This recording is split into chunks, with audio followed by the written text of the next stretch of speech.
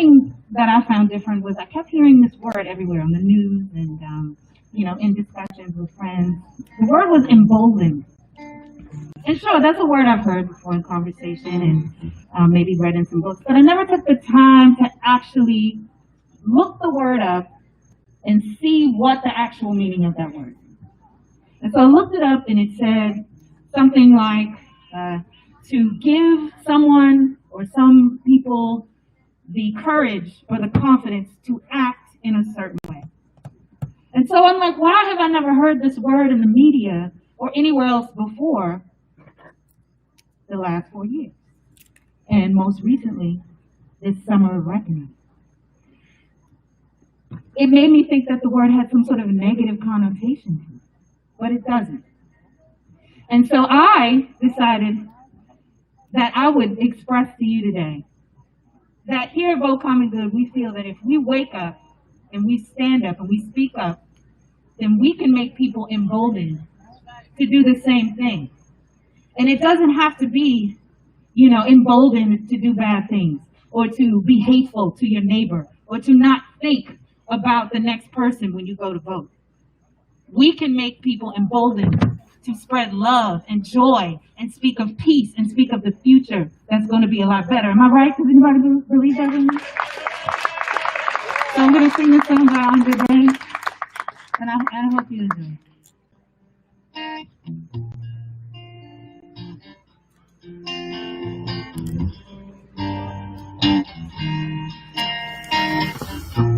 You're broken down and tired, living life on a merry-go-round, and you can't find the fire, oh, but I see it in you, so walking on now. Ooh, mountains, oh yes, we do.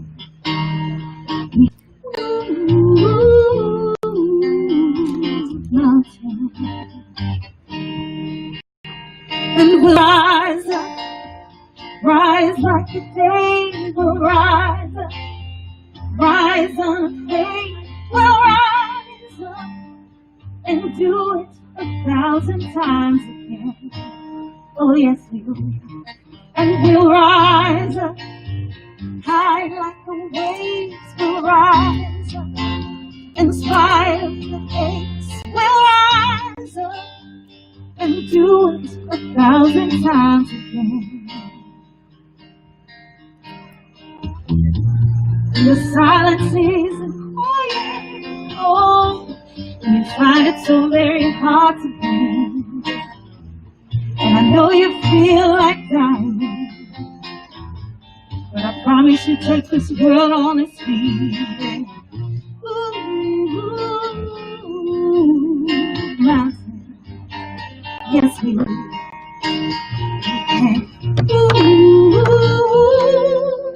big old mountains, yeah, and we'll rise up, rise like the day, we'll rise up, rise unafraid, we'll rise up and do it 1,000 times again. Oh yes we will.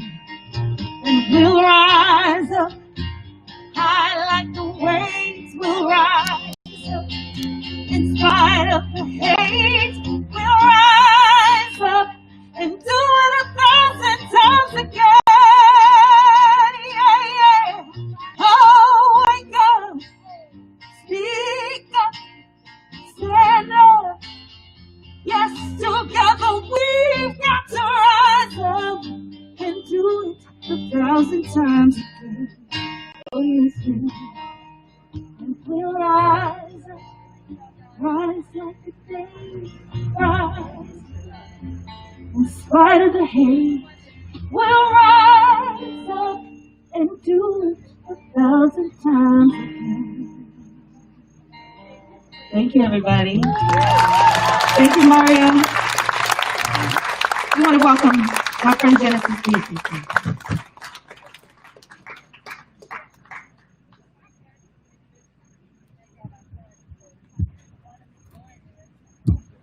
Would y'all please give another round of applause to Mia Pace? can't have a revolution without music. This is the truth.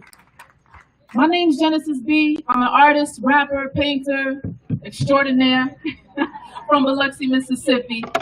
And I'm so glad to be in Pennsylvania right now. This is my first time here, and it's gorgeous. Absolutely gorgeous. I'm gonna perform a piece for y'all, a poem. But before I do that, I'd like to acknowledge a giant that we have here, my friend Leon Ford. Give him a round of applause.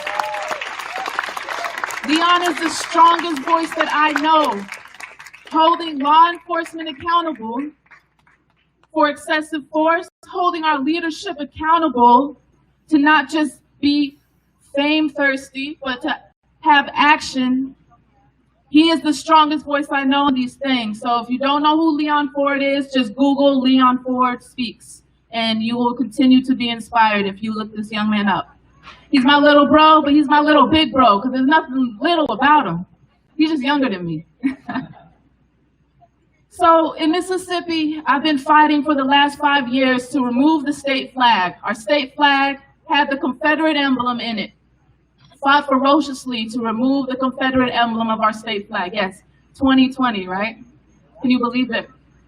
And that struggle didn't start with me and my collaborators. It started with my parents, my grandparents, my great-great-grandparents. That flag flew for 120 years. Celebrating white supremacy, celebrating the degradation, castration, incarceration of Black people. And I'm so proud to say on June the 30th, 2020, Mississippi removed that flag.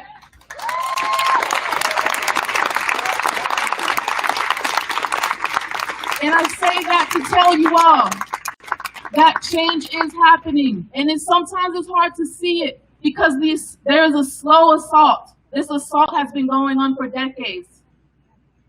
So to heal the assault, it's not going to be a quick Band-Aid. It's not going to be a quick Band-Aid. We got to get in there. We have to heal. Then some of you goes to the struggle. It seems like change isn't happening. But I'm here to tell you, I bear witness from Mississippi that change is happening.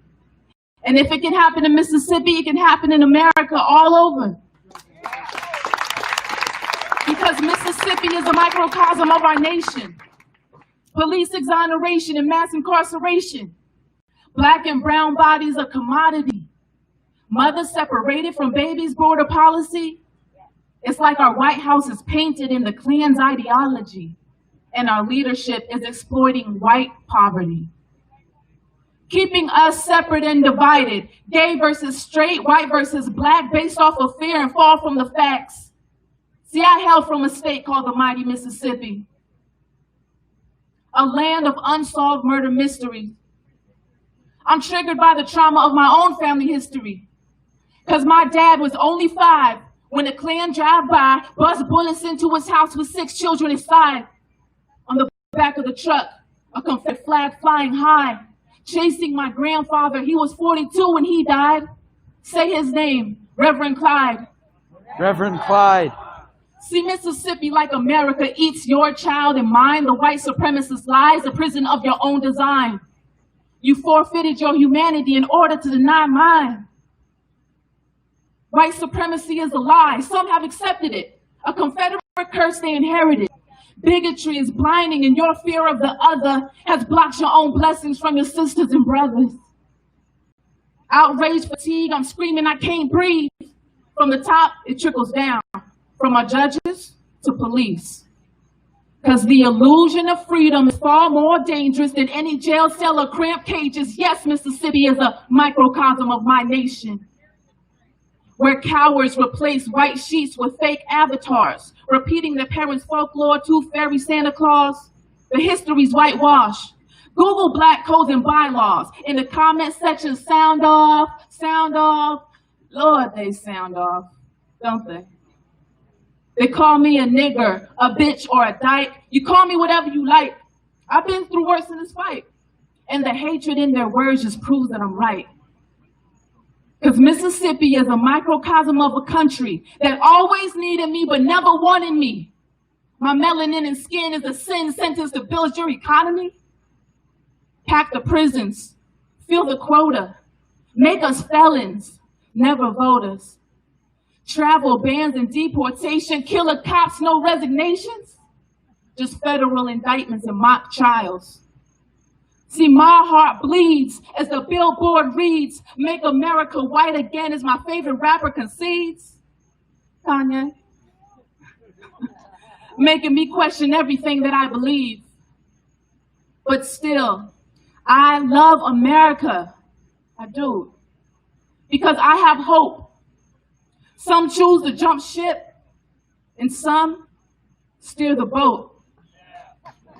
See, I know that love and humanity lives in the smile of every child, in the heart of every kid. So be brave enough to break the curse. We need you at the polls, out in droves, fighting against the bigots you oppose.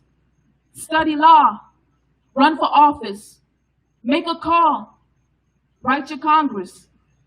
Use your voice or choose a march. John Lewis is gone, y'all. Grab the torch. You can read a book or write a rap. Just speak with truth and please deal with facts. Because freedom and justice are under attack.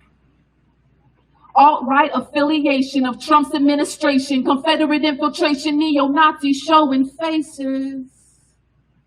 Just fueling the fear and the hatred while expanding their corporations. Do you see now how Mississippi is a microcosm of our nation? I'm Genesis B, y'all. Thank you.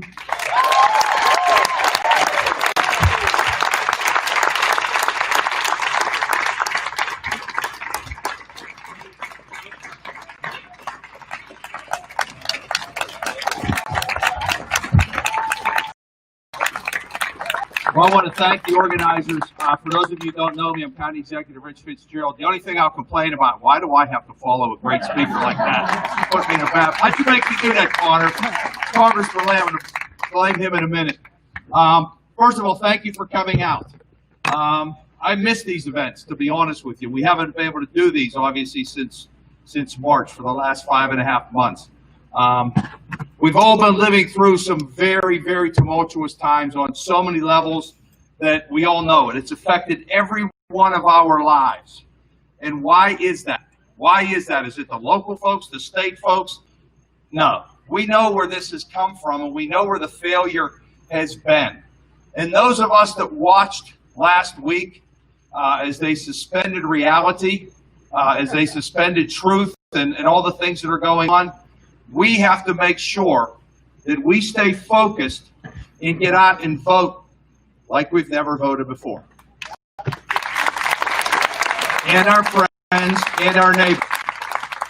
Now, for the last 5.5 months, I and my Director of Health Department has been telling you things to keep you safe.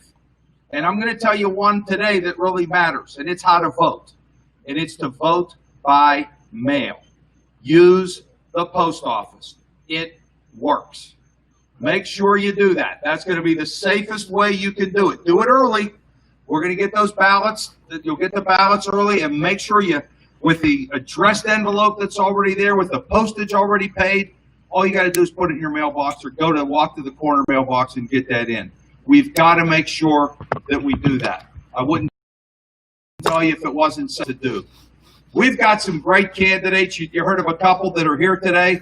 A couple of candidates that I would call groundbreaking candidates. We know after Donald Trump won in 2016, what was the very first race that started to turn around the congressional, that made Nancy Pelosi the Speaker of the House? It was a young congressman, a young guy running for Congress that none of us knew, that was running in a seat that Donald Trump had won by 20 points. And that was because of the work that people in this crowd did and your neighbors, with Conor winning that race back in that March night when we did that. And then he had to win again, and he did. He won in the fall. And we also had a young candidate who was running against a long-term incumbent, another Speaker of the House, if you will, who never was challenged, never had any trouble winning, and he barely squeaked it out on that November night in 2018. And the young woman that he beat, he probably thought, well, she's going to go away. I beat her. She's not going to come back. And most of us that are in office would probably, in a close race, reach out to the middle, right? You've been running as a far extreme candidate. You're going to reach out to the middle, like our president does all the time, right? He's always reaching out to the middle. He doesn't just go to his base. Well, this young woman kept coming, and Emily Skopov, I like to say, already won the first election of 2020 when Speaker Terzai decided, I'm going into the private sector. I'm not going to run against this young woman. But we got to make sure we support her in November. We have a lot of work to do. And if we do have people here with your laptop and you haven't registered or applied yet to vote, get your mail-in ballot, please do it. Oh, let me give you one other thing why it's safe. Not just the fact that you can put it in the mail and we can trust our postal service to deliver it, but you can track it. You can go online and make sure that your ballot is received by the election department because it's public and you've received it. The election department received it. At that point, you've done your duty. You are done. So you have lots. And by the way, if it does get lost on that 1 in 10,000 that somehow does get lost and it doesn't show up and you don't see it online, you can always go to your poll and vote provisional. So there's a lot of fail-safes in the system to do that. But again, we've got to make sure we do what we do. Listen, you saw, again, a lot of falsehoods last week, but let's talk about 3 things that Joe Biden and Kamala Harris are going to do. By the way, did anybody watch Kamala Harris's speech, the pre-buttal that night? That was one of the best, most powerful speeches. I wouldn't want to, poor Mike Pence. Poor Mike Pence. I feel bad for him. She did a great job, and she laid out a great case as to why she and Joe Biden will take us to where we need to do. Number one, this country has never been this divided. Not in my lifetime, anyway. I guess if you go back to the Civil War times, maybe that is it. But in our lifetime, we haven't seen it this divided. We can't have 4 more years of this fighting. We need somebody that's going to unify this country and bring us together. Black and white, red states and blue states. Yeah, we all need to come together. Labor, management, all of us, young and old. Joe Biden and Kamala Harris will do that. We also need somebody who believes in science. Those 180,000 Americans that we think about every single day because we have a president who has denied science, who doesn't want to listen to the CDC, who doesn't want to listen to the FDA, who puts his thumb on the scale to stop testing and all the type of things we know we need to do to keep us safe. That's why we're divided and not able to do the life that we lead. That's number one. Number two, we have never seen, since the Great Depression, the economic devastation that we have had over these last 3.5 years. More job loss, more unemployment, lower GDP, higher deficit, every single metric, facts that you can talk about, this president has failed us to keep our families safe and to keep our economic security moving forward. Thirdly, fourthly, however you want to say it, the racial division that he continues to stoke, that he continues to prey upon all of us to make sure we stay divided, white and black in suburb, Democrats and Republicans. We need to come together. We need to move forward as a country and a region. I'm proud of what we do here in Western Pennsylvania. As Western Pennsylvanians, we're pragmatic people. Look what we have done on this pandemic.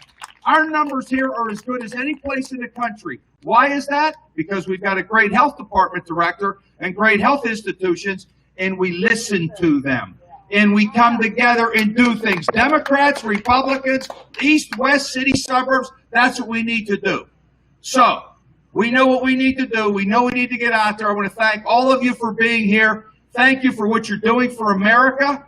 The last thing I will say before I introduce this great congressman is you often hear politicians like me stand up and say, this is the most important election we've ever had. We say it year after year, especially those of us that are running and we're on the ballot, we say that. But this year, we all know it really is true. It really is about our democracy. It really is about our America. It really is about a president who would use the White House as a backdrop for a campaign appearance. That's not what we're about in America. That's America's house, not that individual's house. Anyway, let me introduce somebody who really exemplifies what Western Pennsylvania, what pragmatic, what working together, what getting things done, caring about our future, caring about our children, caring about our environment, caring about our health, who goes to Washington and works on our behalf. I'm proud to have supported this young man a couple of years ago. He's going to continue to be there. He's going to win this year. He's going to help carry Joe Biden and Kamala Harris into his district and back into Congress. Our good Congressman, Congressman Conor Lamb.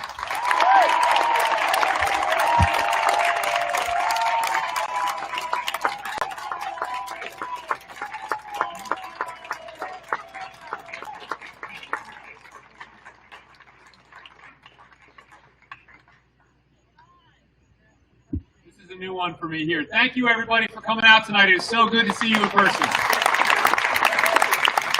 I haven't heard real in-person applause like that for about 6 months or so.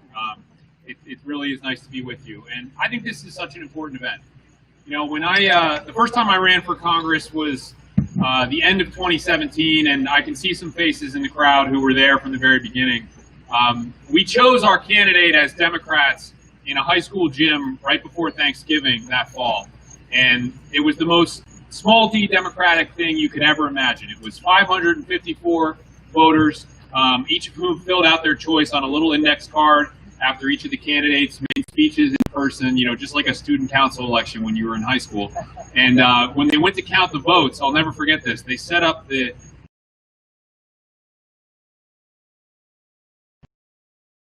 in the 3 basketball court, basketball in high school. So I got right on the line, just like it was a foul shot. It wouldn't let you cross over the line to interfere with the count, but because I was taller than all the other candidates, I could look over their shoulders and see where the cards were going in which pile.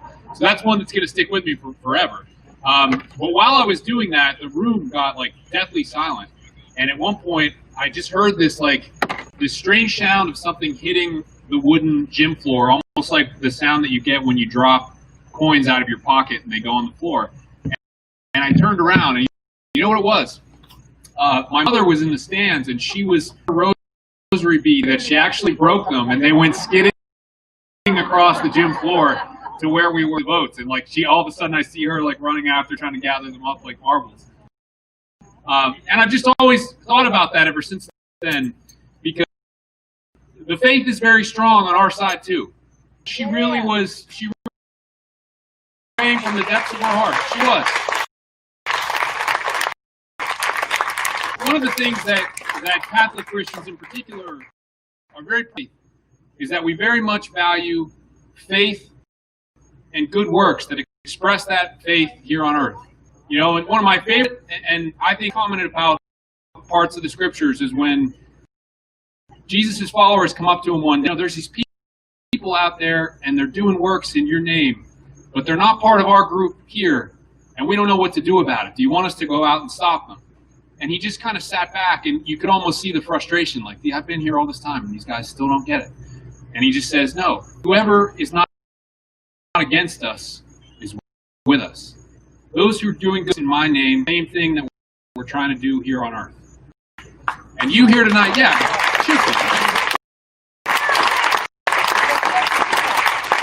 you here tonight, something to be proud of and something to celebrate.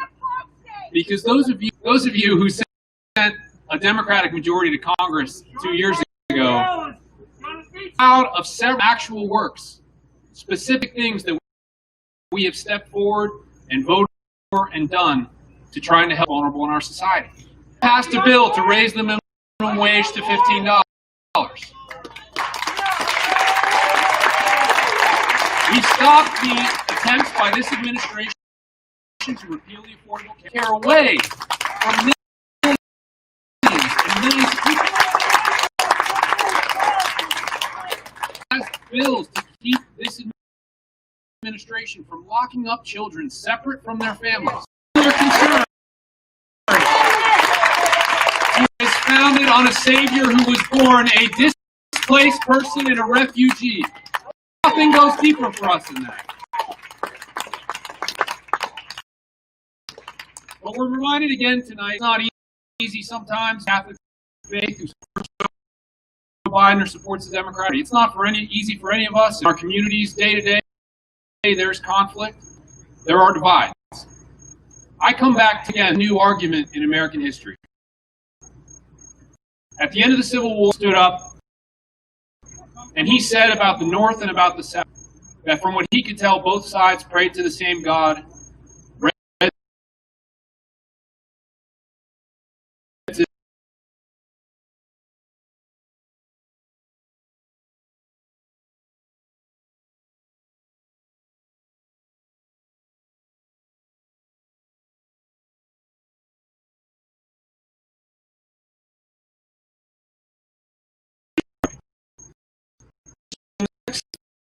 whatever we have